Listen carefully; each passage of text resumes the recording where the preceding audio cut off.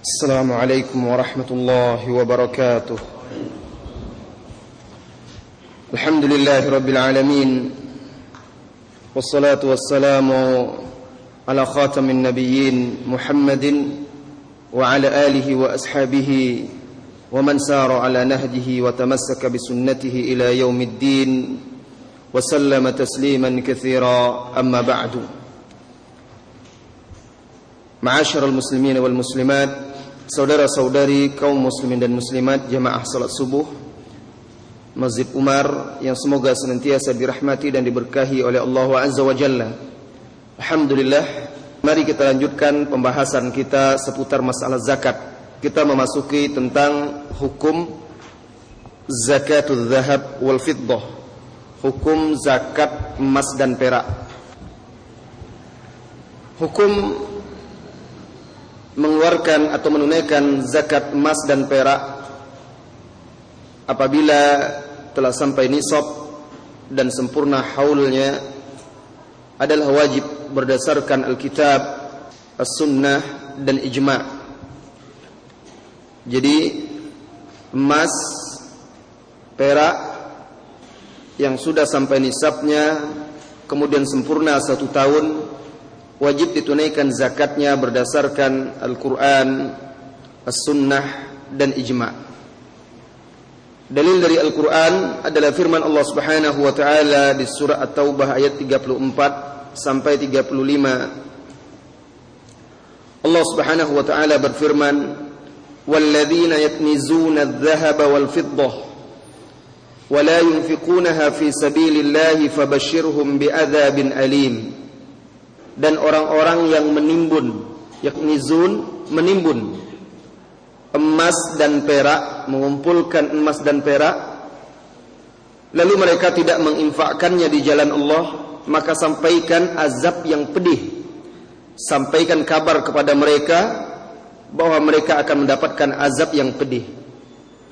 Yauma yuhma 'alaiha fi nari jahannam, yaitu di hari dipanaskan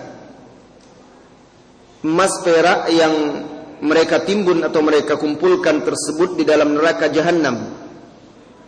Fatuqwa biha jibahuhum wa junubuhum, lalu digosokkan emas perak yang sudah dipanaskan itu, digosokkan, disetrikakan di kening dan punggung mereka, perut dan punggung mereka. Wa zuhuruhum, hadza ma kanaztum li anfusikum fadhuqu ma kuntum taknizun. Lalu dikatakan kepada mereka, inilah dia apa yang kalian timbun ketika di dunia, maka rasakan untuk diri kalian apa yang kalian timbun. Nah, ayat ini tegas memberikan ancaman kepada orang-orang yang mengumpulkan emas dan perak, menimbun emas dan perak lalu tidak menunaikan zakatnya. Allah mengancam akan menyiksa mereka dengan harta mereka tersebut di neraka Jahannam. Ini menunjukkan emas dan perak apabila telah sampai nisab dan sempurna haulnya wajib ditunaikan zakatnya, dan tidak mengeluarkan zakatnya termasuk dosa besar. Adapun dalil dari hadis Rasulullah sallallahu alaihi wasallam, yaitu hadis yang diriwayatkan oleh Imam Muslim dari sahabat Abu Hurairah radhiyallahu anhu, Rasulullah sallallahu alaihi wasallam bersabda, "Ma min sahibi dhahabin wala fiddah la yuaddi minha haqqaha illa idza kana yaumal qiyamah sufihat lahu safaihum min nar."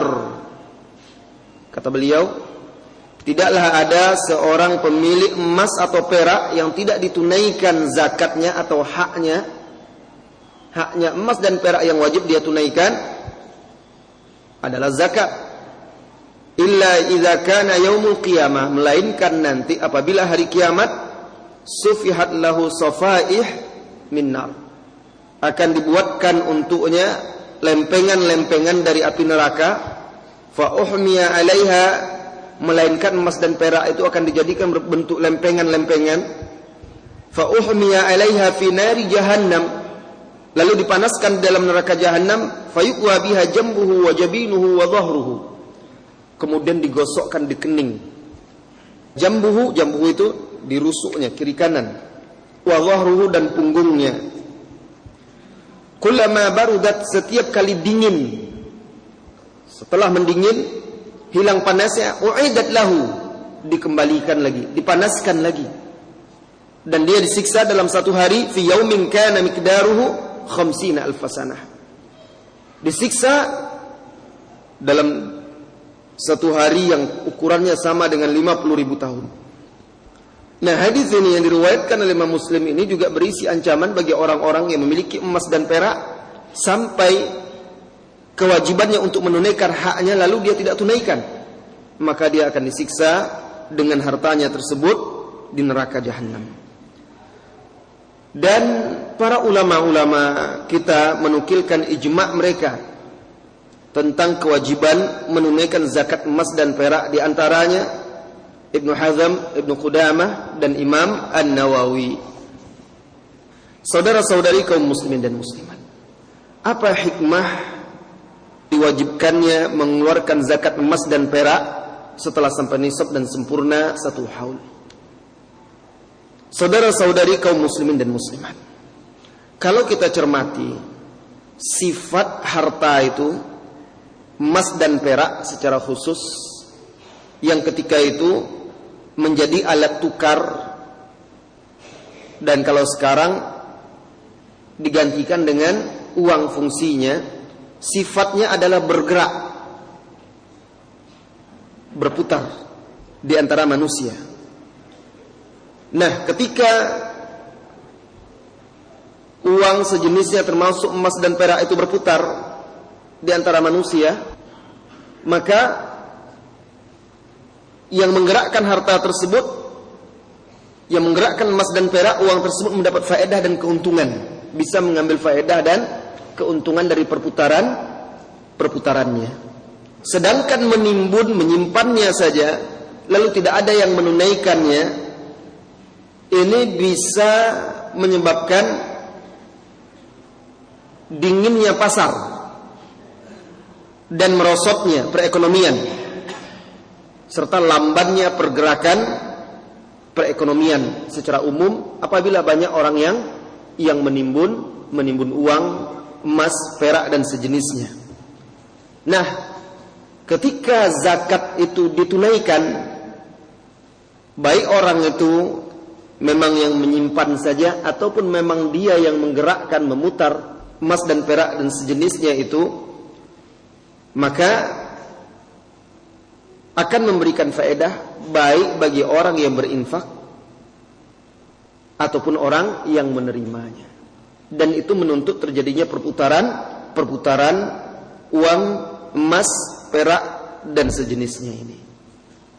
Jadi sebenarnya zakat ini membantu menyemarakkan perekonomian dan menstabilkan perputaran keuangan.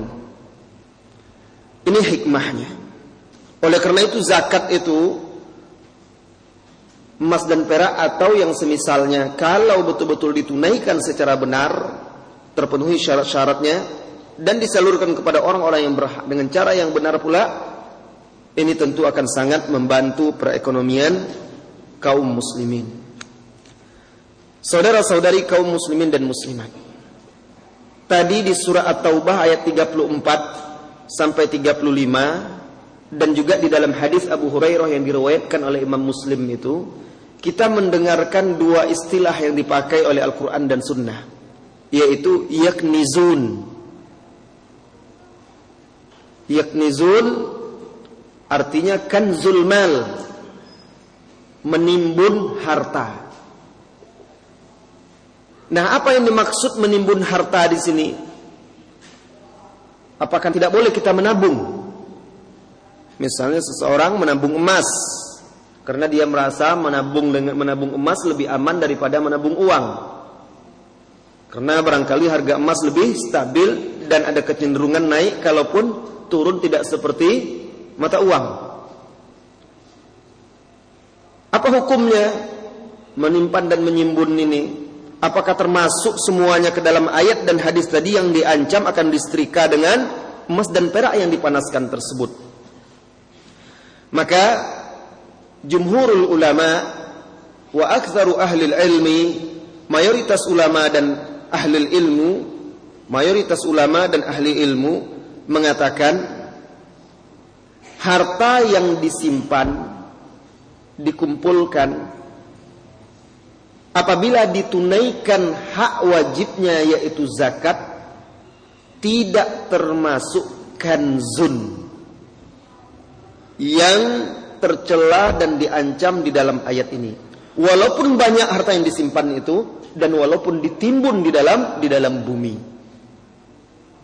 walaupun dikuburkan, ditimbun, selama ditunaikan hak wajibnya, itu tidak disebut kanzun yang dimaksud ayat ini. Nah, ini bisa dilihat di dalam tafsir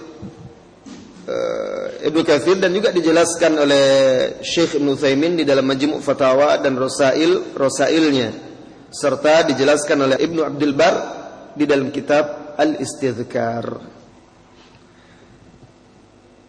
Ummu Salamah radhiyallahu anha berkata, "Kuntu albasu awdahan min dhahab." Aku memakai perhiasan dari emas. Faqultu ya Rasulullah, akanzun huwa? Aku dulu memakai perhiasan emas. Lalu aku berkata, ya Rasulullah, wahai Rasulullah, apakah ini termasuk kanzun? Kanzun harta yang ditimbun, disimpan. Faqal, maka Rasulullah sallallahu alaihi wasallam menjawab, ma balagha an tuadda zakatuhu fazukkiya falaysa bikanzin. Harta yang telah sampai nisab wajib zakatnya lalu dizakatkan, maka itu tidak termasuk kanzun.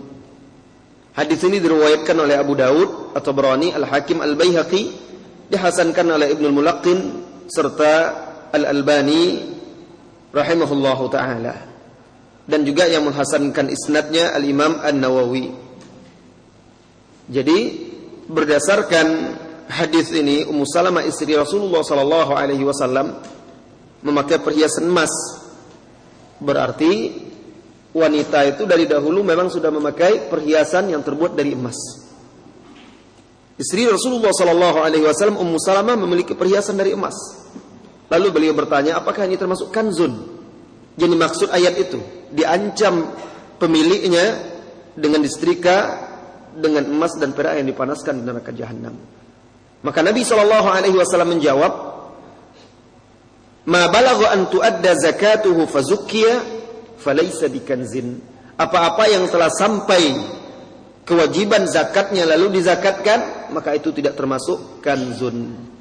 Jadi langsung Rasulullah SAW yang menjelaskan apa ini maksud kanzun. Jadi kanzun yang tercela dan dosa besar adalah menyimpan harta, menimbun emas dan perak, lalu tidak mengeluarkan zakatnya apabila telah sampai nisab dan sempurna haulnya. Imam Malik Al-Baihaqi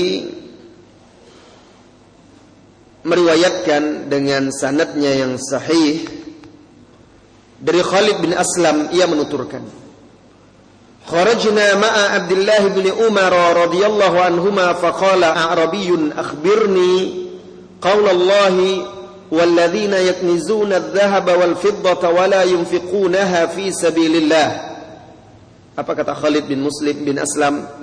Kami pernah pergi bersama Abdullah bin Umar. Abdullah bin Umar radhiyallahu anhu salah seorang ulama sahabat yang banyak meriwayatkan hadis-hadis Rasulullah sallallahu alaihi wasallam. Ada 4 orang yang bernama Abdullah yang banyak meriwayatkan hadis-hadis Rasulullah sallallahu alaihi wasallam. Salah satunya adalah Abdullah ibnu Umar.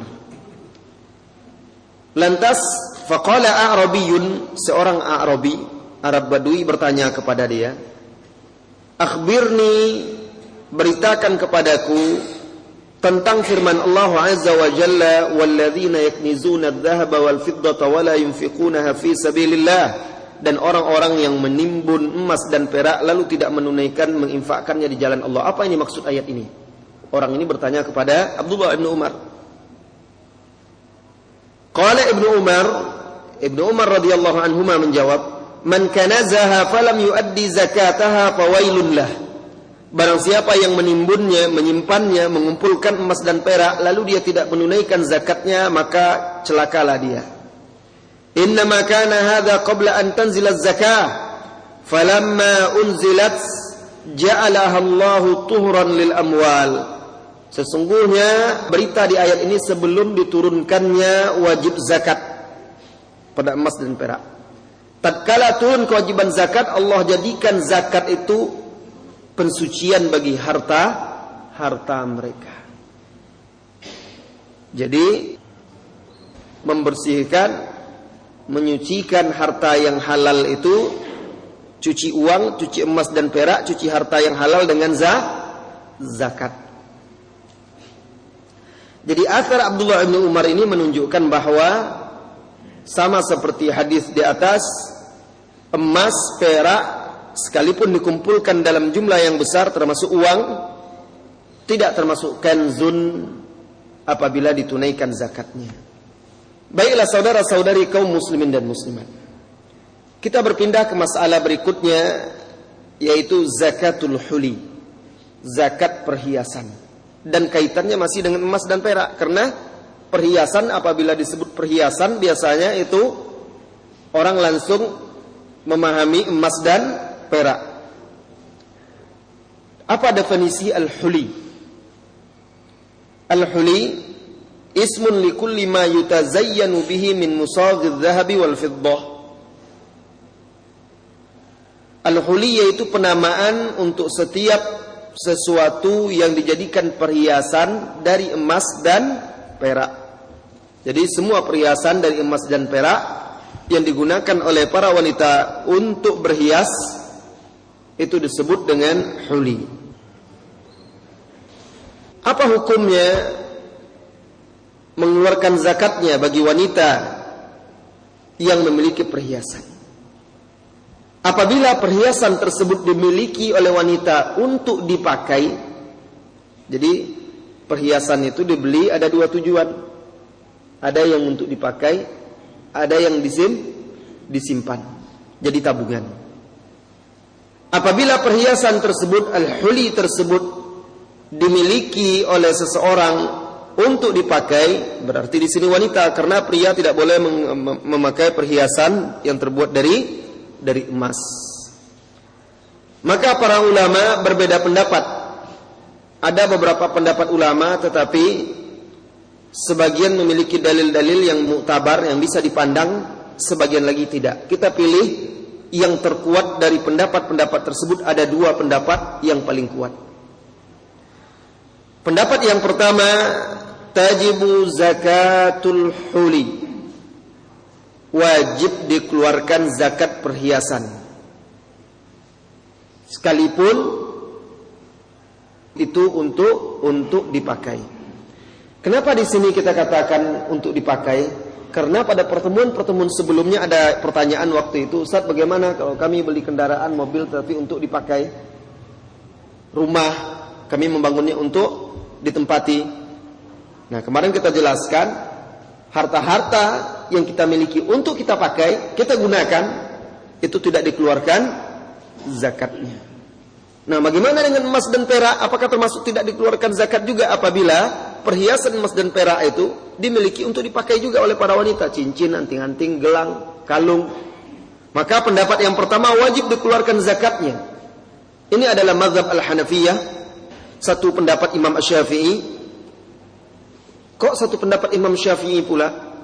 Karena Imam Asy-Syafi'i memiliki dua pendapat dalam mazhabnya yang dikenal dengan sebutan al-qaulul qadim wal qaulul jadid, pendapat lama dan pendapat baru. Pendapat lamanya ketika beliau berada di Irak. Pendapat barunya adalah ketika beliau pindah ke Mesir sampai akhir hayatnya.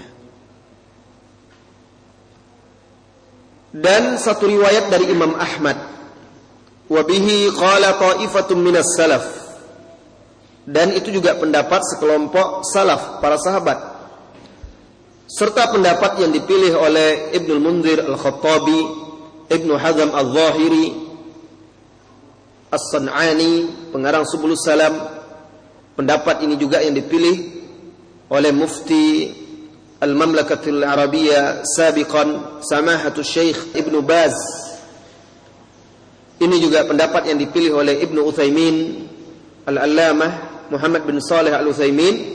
Dan ini pula fatwa yang telah diedarkan atau dikeluarkan oleh Lajnah Ad-Daimah, Komite Riset dan Fatwa Kerajaan Arab Saudi.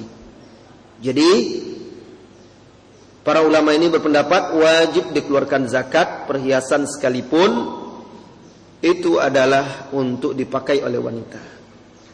Dalilnya, dalil atas wajibnya ini adalah firman Allah Subhanahu wa taala di surah At-Taubah tadi ayat 34. Ancaman orang-orang yang menimbun emas dan yang menyimpan emas dan perak lalu tidak mengeluarkan zakatnya.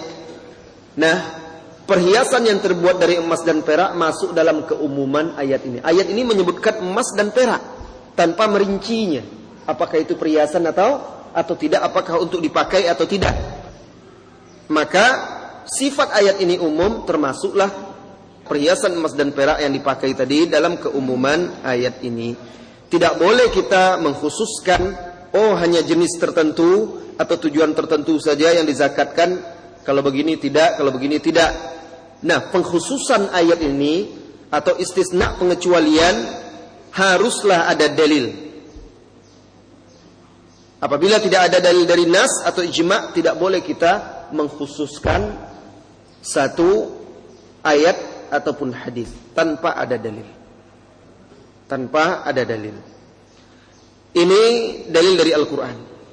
Adapun dalil dari As-Sunnah, yaitu hadis dari Amr bin Shu'aib, dari ayahnya, dari kakeknya.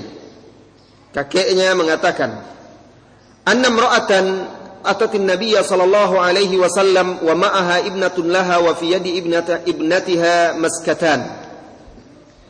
Bahwasanya ada seorang wanita mendatangi Nabi sallallahu alaihi wasallam sambil membawa putrinya. Dan di tangan putrinya ada 2 gelang maskatan ghalidhatani min zahab. Ada 2 gelang yang besar dari emas. Ghalidh itu kasar, besar. Jadi wanita ini menemui Nabi SAW membawa putrinya, dan di tangan putrinya ada gelang yang terbuat dari emas. Faqala laha, lantas Rasulullah SAW berkata kepada wanita ini, "Atu'tina zakata hadza?" Apakah engkau menunaikan zakat gelang ini? Qalat la. Wanita itu menjawab tidak. Qal, maka Rasulullah SAW berkata, "Ayasurruki an yusawwiraki Allah bihima yaumal qiyamah siwaraini min nar?" Maukah engkau Allah memasangkan kepadamu 2 gelang kelak di hari kiamat yang terbuat dari api neraka? Fakhala'athuma, maka wanita tadi melepaskan 2 gelang tadi dari tangan putrinya. Fa'alqathuma ila Nabi sallallahu alaihi wasallam wa qalathuma lillahi wa rasulih. Lalu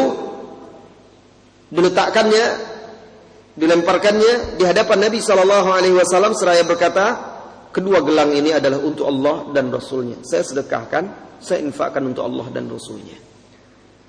Hadis ini diriwayatkan oleh Abu Daud, An-Nasa'i, Al-Baihaqi, dan hadis ini derajatnya hasan sebagaimana dijelaskan oleh Syekh Al-Albani.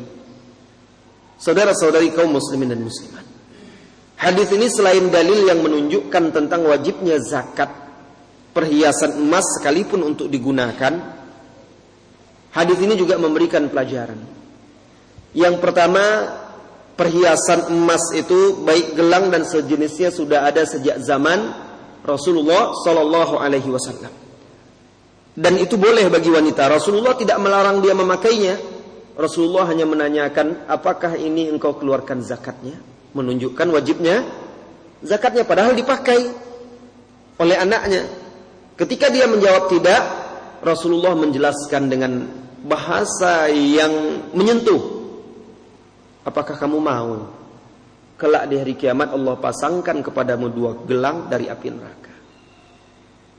Pelajaran yang kedua dari hadis ini, Rasulullah sallallahu alaihi wasallam mengingkari kemungkaran, memberi nasihat kepada wanita ini. Ini tentang amar ma'ruf nahi mungkar, kewajiban nahi mungkar. Tetapi lihatlah bagaimana baiknya cara Rasulullah sallallahu alaihi wasallam. Rasulullah tidak langsung menuduh orang ini, ditanyanya dulu. Apakah engkau mengeluarkan zakatnya? Tidak. Bukan langsung dituduh. Bisa jadi orang itu sudah mengeluarkan. Makanya kalau kita melihat sesuatu, ada saudara-saudari kita melakukan sesuatu yang kita anggap barangkali salah, tanyakan dulu. Barangkali kita yang salah lihat atau salah menerka. Lalu kalau kita langsung kita klaim, kita vonis, akhirnya terjadi hal-hal yang tidak diinginkan. Jadi ditanya dahulu, apa betul salah atau tidak? Mungkar atau tidak? Karena memakainya itu tidak mungkar. Yang mungkar itu adalah tidak menunaikan zakatnya. Rasulullah tanya dahulu. Ketika dia menjawab tidak, jelas berarti ini kesalahan. Maka Rasulullah nasihati dengan cara yang baik pula.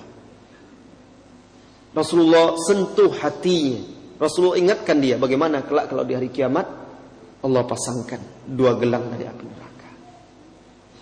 Maka wanita ini segera melepasnya. Nah, ini pelajaran lagi. Sifat as-sabiqun al-awwalun, pendahulu-pendahulu kita yang saleh. Kaum muslimin di zaman Nabi sallallahu alaihi wasallam itu, pada diri mereka itu ada suratul istijabah lillahi wa rasulihi, ada sifat cepat memenuhi panggilan Allah dan Rasulnya. Jadi mereka tidak tunda-tunda lagi.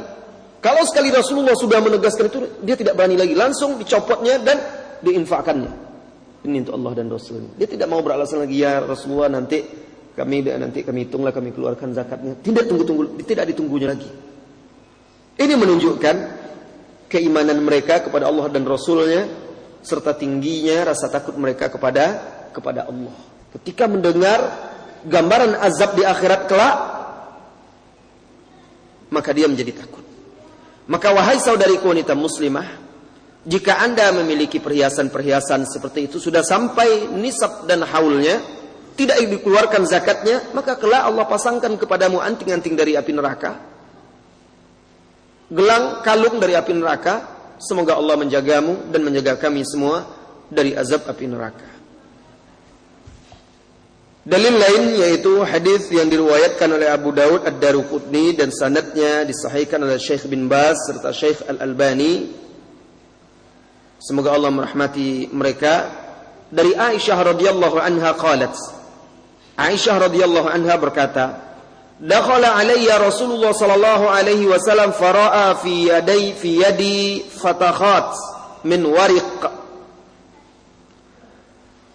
Rasulullah sallallahu alaihi wasallam, kata Aisyah, masuk menemuiku, lalu beliau sallallahu alaihi wasallam melihat di tanganku ada fatakhat. Apa itu fatakhat?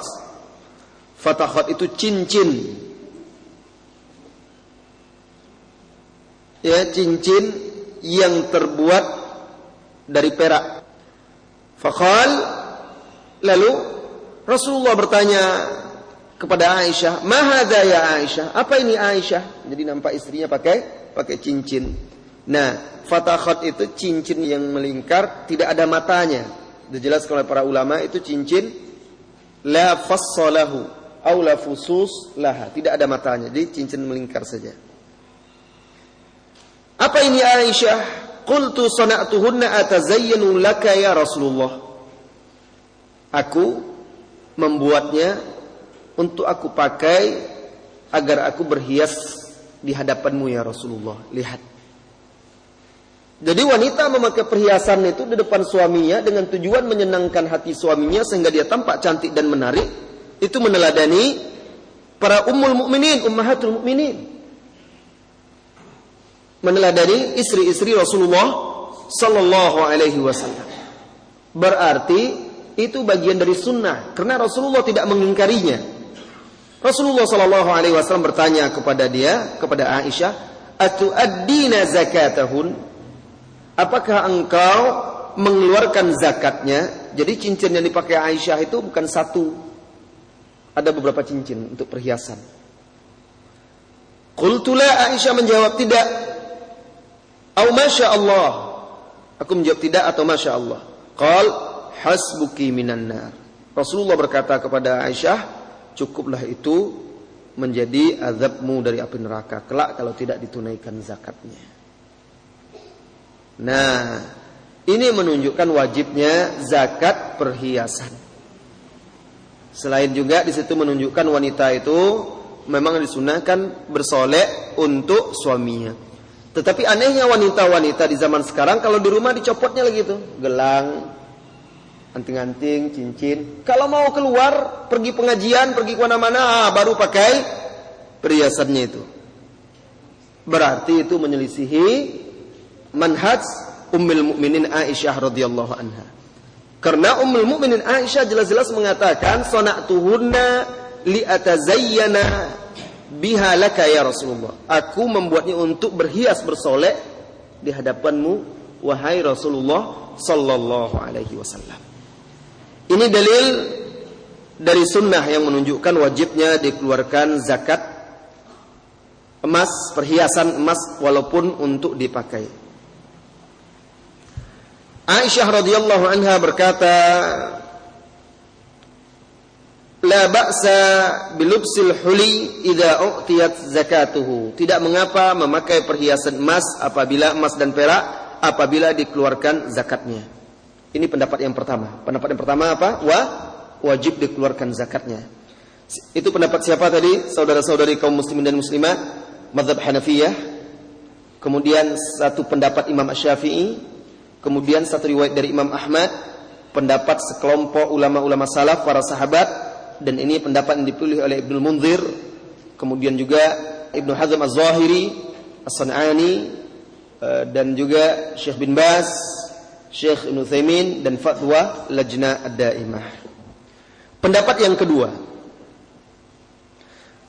kedua, la tajibu zakatu fil huli al-muaddi lil isti'mal. Tidak wajib zakat perhiasan yang dimiliki untuk dipakai. Jadi tidak wajib zakat perhiasan emas dan perak apabila tujuan kepemilikannya adalah untuk dipakai. Ini adalah mazhab jumhurul fuqaha. Ini adalah mazhab atau pendapat mayoritas ahli fikih dari Malikiyah wasyafi'iyah alal asah, mazhab Malikiyah dan mazhab Syafi'iyah menurut yang paling sahih, wal Hanabilah dan mazhab Hanabilah, dan ini juga adalah pendapat yang dipilih oleh Ibnu Khuzaimah, Ibnu Abdul Bar, Ibnu Qayyim, Imam Az-Zahabi, Imam Asy-Syaukani, dan pendapat mayoritas ulama. Jadi lihat di sini kita kalau melihat perbedaan pendapat ini ada yang kita pelajari di sini. Bahwa para ulama-ulama kita itu tidak taklid. Mereka mengikuti pendapat yang setelah mereka berijtihad lalu mereka nilai itu yang paling kuat. Lihat Syekh bin Baz dan Syekh Ibnu Utsaimin rahimahullahu ta'ala. Mereka di Arab Saudi itu mazhab yang dominan adalah mazhab Hambali. Dan usul fikih yang di sana dipakai umumnya adalah mazhab Hambali. Termasuk beliau itu belajar fikihnya berdasarkan mazhab Hambali awalnya. Namun begitu beliau tidak fanatik terhadap mazhab Hambali. Karena ternyata mazhab Hambali, mazhab Hanabilah itu mengatakan tidak wajib. Dan mayoritas ulama mengatakan tidak wajib. Beliau berijtihad itu adalah wajib berdasarkan ayat dan hadis tadi. Baik, apa dalil para ulama yang mengatakan tidak wajib ini? Yang pertama, dalilnya juga surah At-Taubah ayat 34 sampai 35 juga. Sama dalilnya, cuma cara memahaminya yang berbeda. Tidak kita ulang membacakan ayatnya karena sudah kita bacakan tadi, tapi bagaimana cara istidlal, sisi pengambilan hukum ulama ini? Mereka berkata, firman Allah Subhanahu wa taala, "Wala yunfiqunaha fi sabilillah," dan tidak menginfakkan emas dan perak yang ditimbunnya itu di jalan Allah, kata mereka.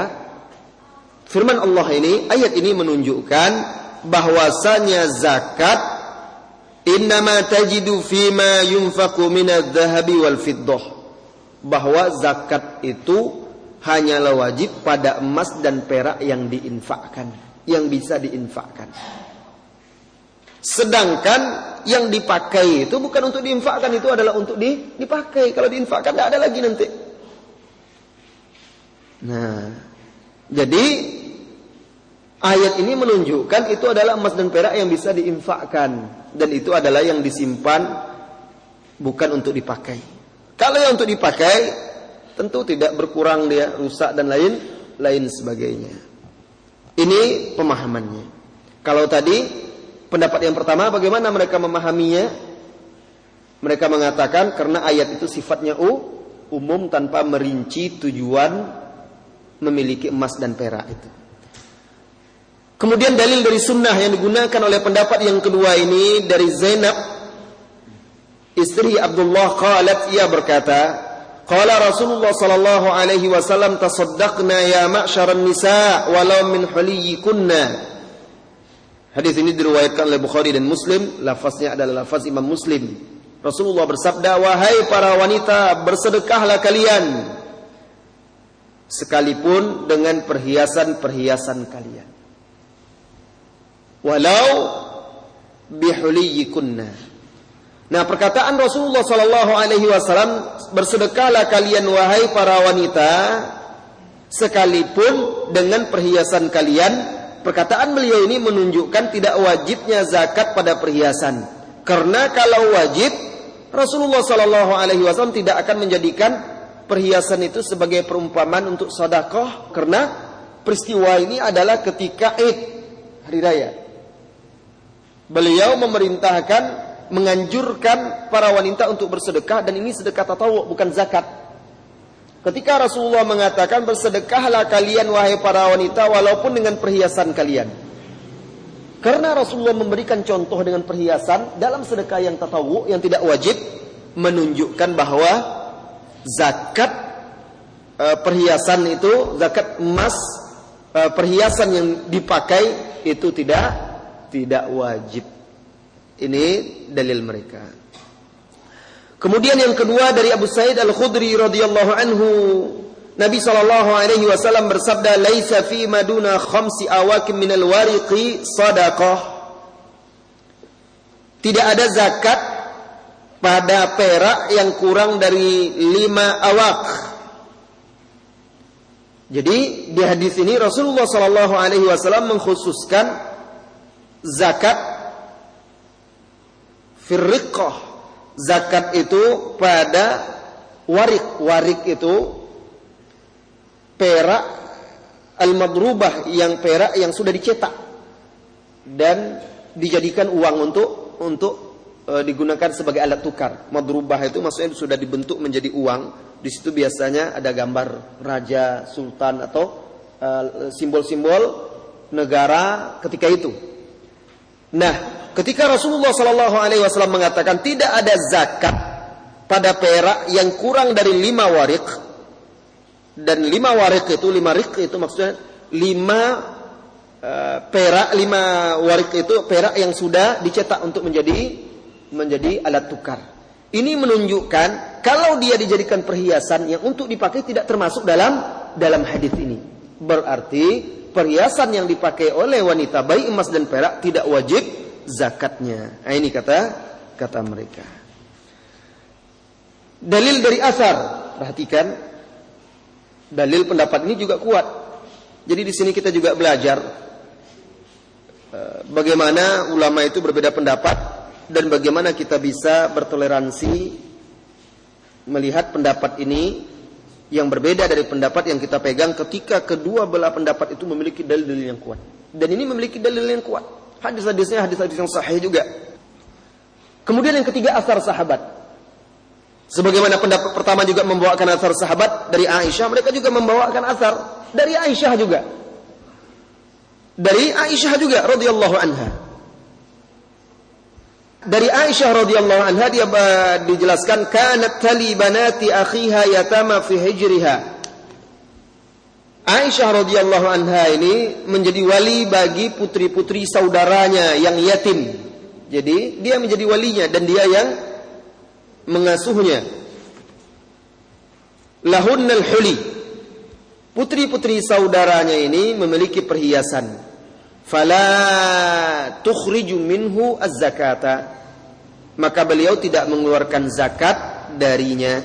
Diriwayatkan oleh Imam Malik, Al-Baihaqi, Ibnu Abdul Bar berkata, asbat isnadan wa adal syahadah.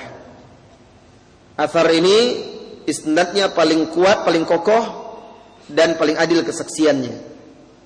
Kemudian disahihkan oleh Ibnu Mulaqqin, disahihkan sanadnya juga oleh Imam An-Nawawi dan juga oleh Syekh Al-Albani. Jadi sahih juga atharnya sama dengan athar Aisyah yang sebelumnya. Athar lain dari Asma binti Abi Bakrin radhiyallahu anhuma, qalat annaha kanat tuhalli banatiha bidzahab wa la tuzakkiha nahwan min 50. Perhatikan. Asma binti Abu Bakar memberikan perhiasan emas kepada putri-putrinya. Jadi para sahabat wanita juga dahulu biasa anak-anaknya dipakaikan perhiasan, karena itu memang tabiat wanita. Jadi itu tidak termasuk berlebihan apabila tidak memaksakan diri sesuai dengan kesanggupannya. Jadi nanti setelah mengaji kan akhirnya anak tidak ada diberi perhiasan, istri juga tidak dipedulikan, apa kita ini zuhud di dunia. Nah, itu zuhud yang tidak tepat. Ini mereka lah orang yang paling zuhud, tetapi mereka juga memakai perhiasan, karena itu sudah menjadi tabiat wanita. Sifat wanita bersolek, berhias, selama tidak berlebihan dan tidak melampaui batas serta tidak memaksakan diri. Nah, Asma binti Abu Bakar memberi perhiasan, memakaikan perhiasan kepada putri-putrinya, perhiasan emas, dan dia tidak mengeluarkan zakatnya. Ini dia dalil-dalilnya. Mana pendapat yang paling kuat? Allahu a'lam. Mana pendapat yang paling kuat? Tetapi pendapat yang paling selamat insyaallah taala adalah pendapat yang pertama. Itu yang paling selamat, karena ini ada perbedaan dua pendapat ulama dan kita sulit untuk memutuskan mana yang paling kuat, ya. Tetapi pendapat yang dipilih oleh Syekh bin Baz, Syekh Ibnu Utsaimin itu lebih kuat secara dalil dan juga lebih selamat. Karena kalaupun tidak diwajibkan zakat, dia sudah dikeluarkan, sudah lepas. Kalau ternyata yang wajib bagaimana? Tidak dikeluarkan zakat. Nah, jadi pendapat itu lebih kuat secara dalil karena tidak boleh mengkhususkan sesuatu dari ayat atau Al-Quran kecuali dengan ayat dan hadis juga, atau dengan ijma. Dan tidak ada dalil yang mengkhususkan satu bentuk harta dari yang lainnya. Ditambah juga dengan athar atau dalil hadis Rasulullah SAW yang tegas kepada Aisyah radhiyallahu anha dan juga kepada istrinya Ummu Salamah. Allahu a'lam bis-shawab. Baik, saudara-saudari kaum muslimin dan muslimat, kita cukupkan sampai di situ dulu. Insyaallah besok kita bahas lagi hukum zakat emas putih. Jadi hukum zakat emas putih dan juga hukum zakat perhiasan-perhiasan berharga yang lain yang barangkali ada yang lebih mahal pula dari emas. Jenis batu-batu tertentu ada yang lebih mahal lagi dari emas. Apa pula hukumnya nanti? Ya, nanti insyaallah kita bahas pada pertemuan besok subuh insyaallah. Sampai di sini dulu, dan tanya jawab kita tangguhkan besok karena waktu sudah mulai agak siang. Wassallallahu wasallam ala nabiyyina Muhammad walhamdulillahi rabbil alamin. Assalamualaikum warahmatullahi wabarakatuh.